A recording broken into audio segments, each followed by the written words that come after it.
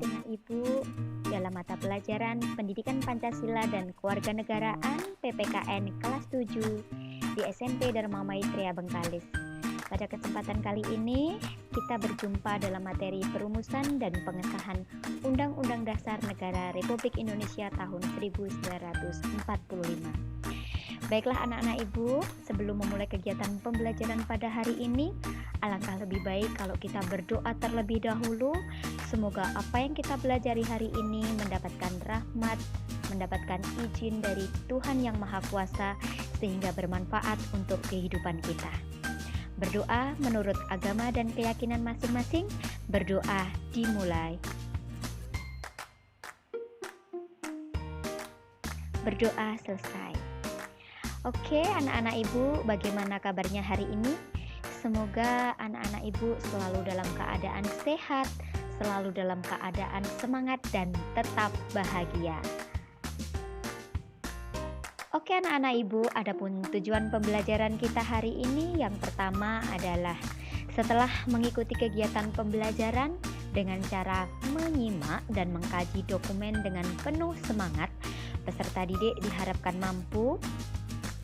Oke, yang pertama adalah menyebutkan konstitusi dalam berbagai bahasa dengan penuh semangat. Yang kedua, menjelaskan pengertian Undang-Undang Dasar menurut ahli dengan penuh semangat. Yang ketiga, menjelaskan pembagian konstitusi dengan penuh percaya diri. Dan yang keempat adalah menganalisis sejarah perumusan dan pengesahan Undang-Undang Dasar Negara Republik Indonesia tahun 1945 dengan penuh semangat. Nah, anak-anak Ibu, setelah kita kemarin di bab 2 sudah mempelajari mengenai norma dan keadilan, pada bab 3 ini kita nanti akan mempelajari mengenai perumusan dan pengesahan Undang-Undang Dasar. Tentunya dari bab 2 ke bab 3 ini masih memiliki kaitan yang sangat erat. Ya, kita tahu bahwasanya norma itu adalah suatu peraturan. Kemudian di bab 3 ini dipertegas peraturan di negara kita, yaitu Undang-Undang Dasar Negara Republik Indonesia tahun 1945. Nah, anak-anak Ibu semuanya sudah disiapkan? Semua sudah dalam keadaan siap untuk menerima materi hari ini. Nah, kita lanjutkan. Ini dia. Yang pertama, konstitusi.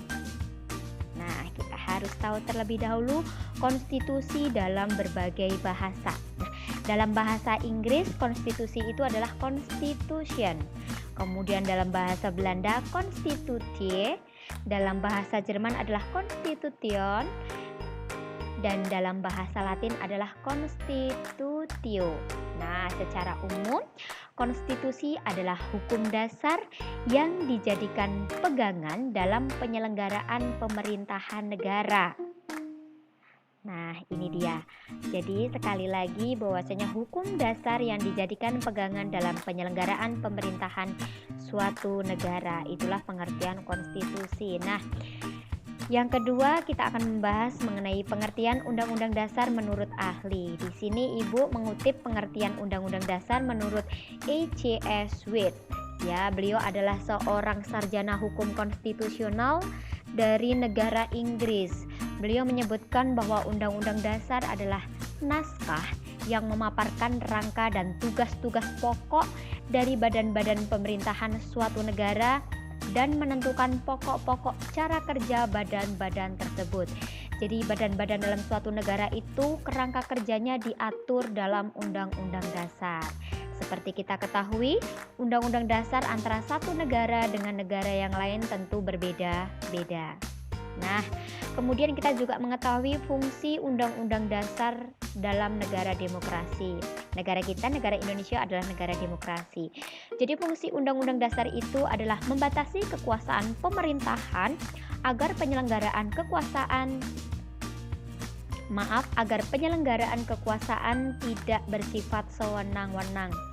Artinya, ketika badan-badan pokok dari suatu negara itu menyelenggarakan pemerintahan, itu sudah diatur dalam undang-undang, maka ketika menyelenggarakan kekuasaan itu tidak bersifat sewenang-wenang.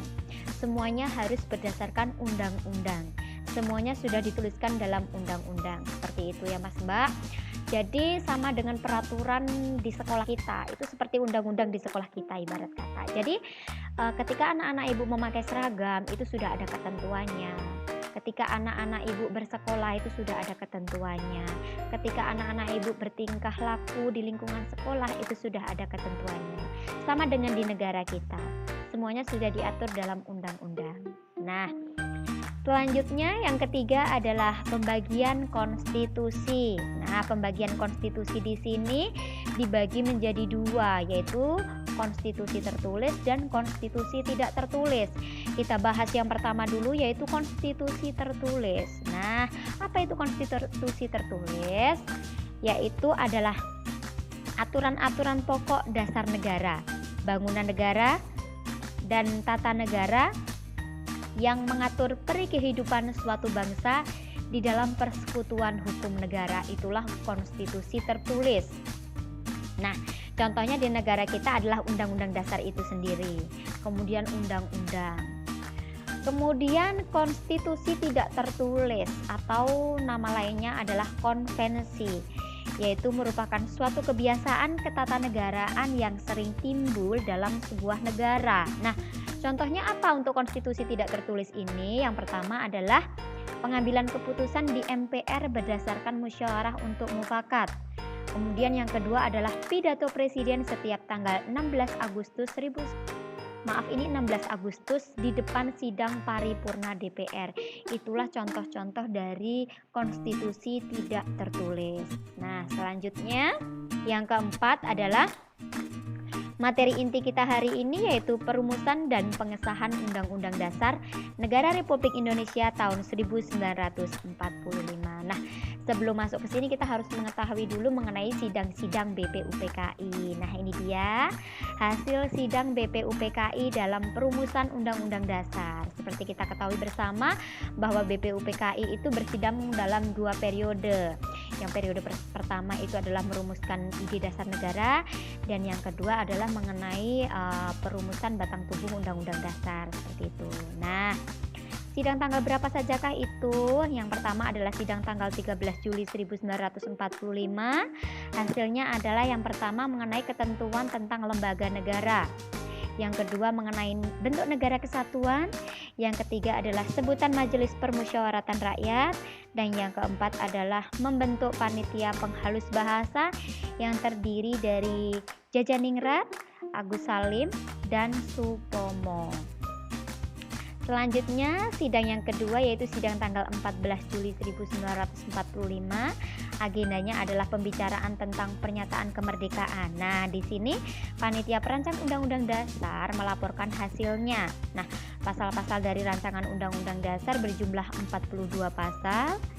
Dan dari 42 pasal tersebut ada 5 pasal masuk tentang aturan peralihan dengan 1 pasal mengenai aturan tambahan. Nah, selanjutnya adalah sidang tanggal 15 Juli 1945, yaitu agendanya adalah pembahasan rancangan Undang-Undang Dasar. Dan selanjutnya adalah sidang tanggal 16 Juli 1945, yaitu menerima secara bulat naskah Undang-Undang Dasar.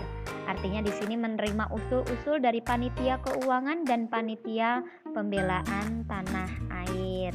Nah, itulah tadi sidang-sidang BPUPKI. Selanjutnya, hasil sidang PPKI dalam pengesahan Undang-Undang Dasar.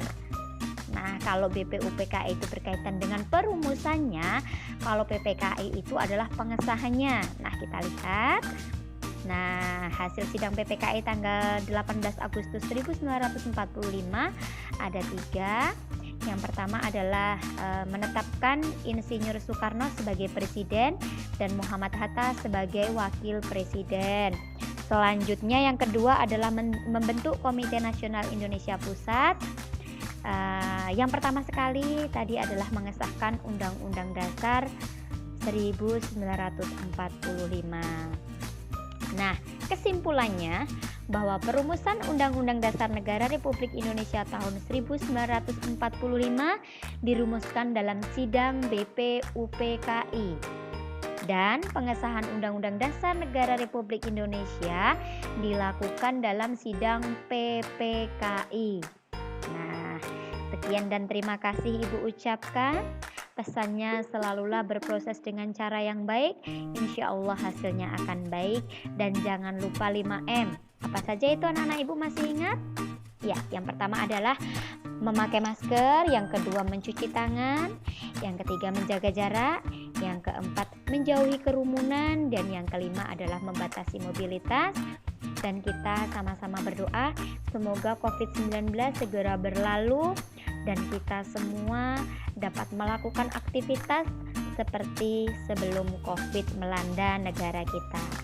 Oke, Ibu cukupkan sekian dan terima kasih untuk anak-anak Ibu. Semoga materi pada hari ini dapat diterima, dapat bermanfaat untuk kita semua. Untuk selanjutnya anak-anak Ibu jangan lupa mengerjakan tugas di Google Classroom dan berikanlah komentar pada video pembelajaran ini, materi inti yang kalian dapatkan dengan singkat, padat, dan jelas. Salam semangat, salam sehat.